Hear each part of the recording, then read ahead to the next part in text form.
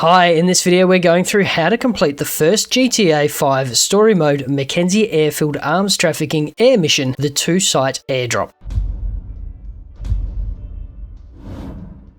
Hi and welcome back, my name's Dan and I'm an old grumpy gamer. Grand Theft Auto is a truly massive game. Between GTA 5 and the constant updates from Rockstar for GTA Online, there's no shortage of new content and interesting things to do. Join me then for our series Every Business in GTA 5 as we look at maxing your cash for the first Grand Theft Auto 5 story mode McKenzie airfield arms trafficking air mission, the 2-site airdrop. Before we dive in, if you're new to the channel, we do how-to guides, news and giveaways, so consider subscribing and ringing the bell to stay up to date. The first 5 air trafficking missions are all once off, so you should take the time to get the bonuses and really enjoy them. From mission 6 onwards, you'll just rotate between 3 standard drop missions. And while there's no goal for this one per se, it can be a bit challenging to get through with all of your bonuses intact.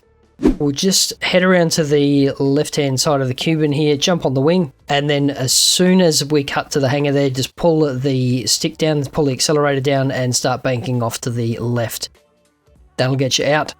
We need to pull up and then throw your gear up straight away, so that's G on your keyboard if you're on PC, or the left thumbstick, just click that down on your Xbox or PlayStation. Now the Cuban is a little bit squirrely under a couple of 100 feet, not dissimilar to the Vellum, but you'll get used to that after a little bit, so that's all good.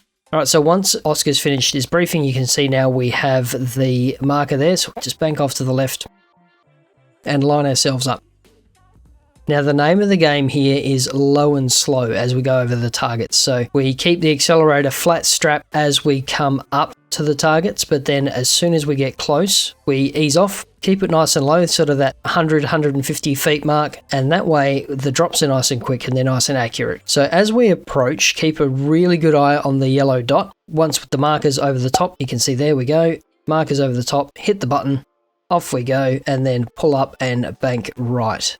So we'll line ourselves up for the next one. Now this one is over the mountains. It is a little bit of a trek, but it is worth the effort. Again, as you come up to the mountains, the Cuban will just eddy and squirrel and get a little bit taily. So be really, really careful with this one. Make sure you don't accidentally plow into the mountain, which I've done, I'll be honest, more than once, but it's still a bit of fun.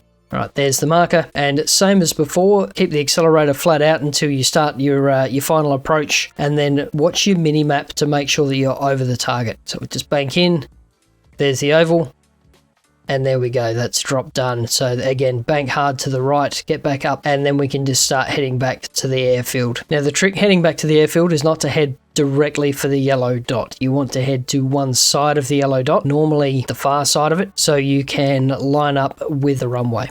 So we can see the runway there. We're going to come in nice and low again, drop the gear, so G or left thumbstick, come over the trees without getting too close. That was probably a bit too close.